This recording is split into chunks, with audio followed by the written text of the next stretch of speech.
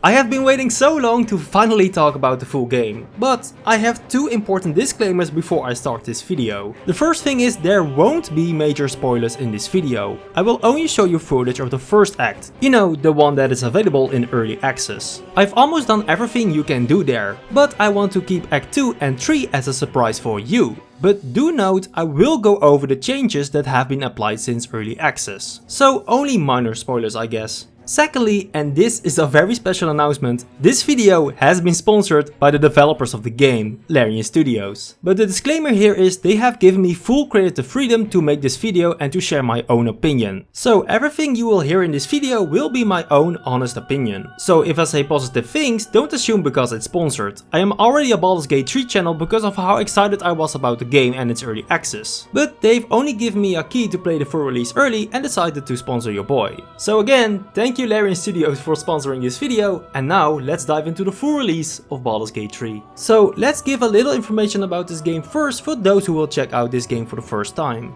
Baldur's Gate 3 is a big RPG from the creators of Divinity Original Sin 2 and is set in the Dungeons & Dragons universe. You can be who you want and the choices you make determine how the world reacts to you. I have never seen this much reactivity before in a game, and compared to early access, I can confirm it's way more in the full release. And you have full freedom in this game, so you can adventure anywhere, kill anyone, and of course most importantly, romance your companions so you can fall in love with pixels on your screen. Anyway, you don't need to have played Baldur's Gate 1 or 2 in order to enjoy this game, since the story is set over 100 years in the future with its own storyline. But Baldur's Gate 3 does feature iconic characters, locations and other elements from the previous games, including of course the iconic city of Baldur's Gate itself. The game is out right now on PC via Steam and on September 6 on PlayStation 5. Besides playing single player, you can also play it online with 4 players or local via couch co-op. So that was some general information about the game itself for new players. But now let's dive into the game itself and the major changes that have been applied in the full release. So after stressing for hours which class and race I was going to pick, I decided to go for a half-elf drow warlock and pick the balance difficulty.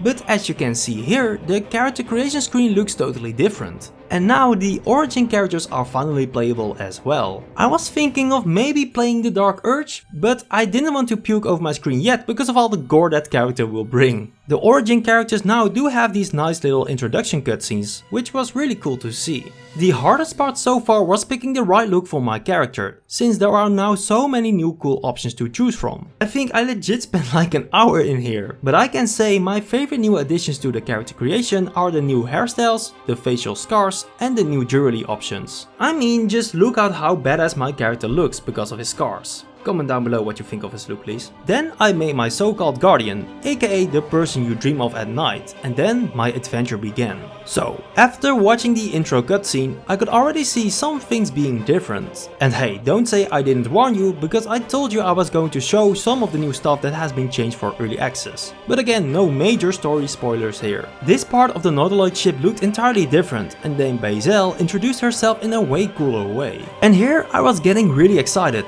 I'm playing the goddamn full game already, and my choices are here to stay. And all of this already felt different too, just like the upcoming imp fight. And here you can see that some of the cutscenes have been overhauled as well and look way cooler. And then I finally got into my first fight. In the game, of course. The tutorial messages are way better, but what surprised me the most was how smooth the game was running. It's running way better than before. And not only that, but before, when I was recording and playing the game at the same time on high FPS, my PC would sound like an airplane lifting off. But now it's quite silent and there's no stuttering when recording either. And one of my biggest annoyances was the lag spikes when some attacks would hit. And I can gladly confirm that has been fixed too. And I mean, of course there are other small bugs that are still in this game, but the pre-release build already got another update. So I can see that Larian is working hard to still patch the game. Anyway, after slaughtering those silly imps, I rescued my base Shadowheart, defeated the Devil General for his magical flame sword, which unlocked an achievement by the way, and ultimately woke up on the beach. After killing the devil and yoinking his sword, I leveled up, and the level up screen looks way better and cooler as well. I picked 2 Eldritch Invocations, that's a special feature for warlocks when they level up. The first one was to make my Eldritch Blast stronger, and the second was Beast Speech, so I could permanently talk to every animal I meet in the game, just because it's fun and funny. Ah, you're addressing me, a humble ox. How quaint.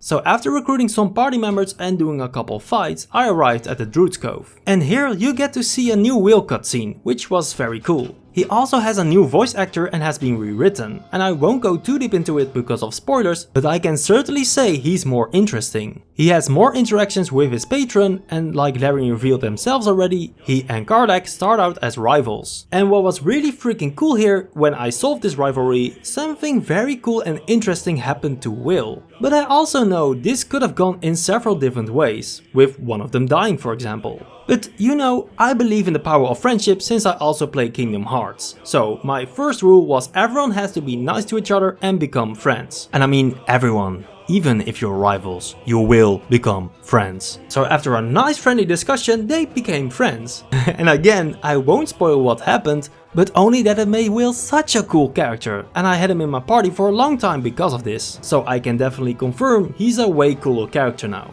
But now let's talk a little about combat, because I could also notice some of the fights being way harder. I didn't have any problems in early access, but even while playing the full game on balance mode, some fights like the Goblin Camp were overwhelming and I really needed to reload my saves a couple times because I just kept dying. Now you can ask yourself, is this a good thing? And yes, I think it is, because the smaller fights aren't that more difficult, but the AI is way smarter, so in big fights they can easily overwhelm you. But that's the entire point, they are meant to be hard. I mean, I decided to slaughter the whole Goblin Camp with only 4 men. Because I didn't want to lure them to the Druid's Cove to beat them there. Would have it been easier? Yes, but I also didn't want any of the tieflings to die, so I decided to beat them in their own camp. But don't worry, you don't have to fight them there. You can also talk your way out, or poison them in their camp. Or like I said, lure them out to the Druid's Cove to have an easier fight. This just shows how many possible ways there are to beat them, and that you sometimes really have to think outside the box now how to solve it, and not just simply start killing them right away. And early access players probably already know this, but you can also join the goblins and pick their side, murdering the Druid's Cove and slaughter the tieflings. And if you would have done this, so many things in your playthrough would have gone entirely different than mine. So it just really shows how much impact your choices have. Anyway, I also want to highlight the new party member Karlach. And oh man, I can tell you one thing, she is so freaking awesome. Her little story that was so far in early access has changed, and she also got a new voice actor. And damn, she has such a shining personality. Or rather, burning, literally. And what's very interesting, a lot of players ask for a good aligned party member, and I think she fits that role. At first, it's maybe not what it looks like, but I'll let you figure that out for yourself. But she is so cheerful, charismatic and so freaking funny. It isn't a big spoiler, but I just have to show you this moment where she raged and literally destroyed everything around me, well, being very excited, and I had no control over her. I could just wait while laughing out loud until she is done. I can tell you, she quickly became one of my favorite party members, and she just feels just as fleshed out as the others. It doesn't feel like she's quickly added here, because even better, I think maybe she is the most interesting one together with Shadowheart. But of course, the best thing is there are different personalities and different preferences out there, so you will certainly like some of the party members yourself. All I can say is, Larian really did an outstanding job here, and I really recommend recruiting her and trying her for yourself. Now, let's talk about the interactions with your party members and romance. Because things have changed quite a bit from early access here. Many new cutscenes and dialogues have been added, so you will stumble upon quite a few new ones. And the romance scene isn't locked behind after saving or killing the Druid's Cove anymore.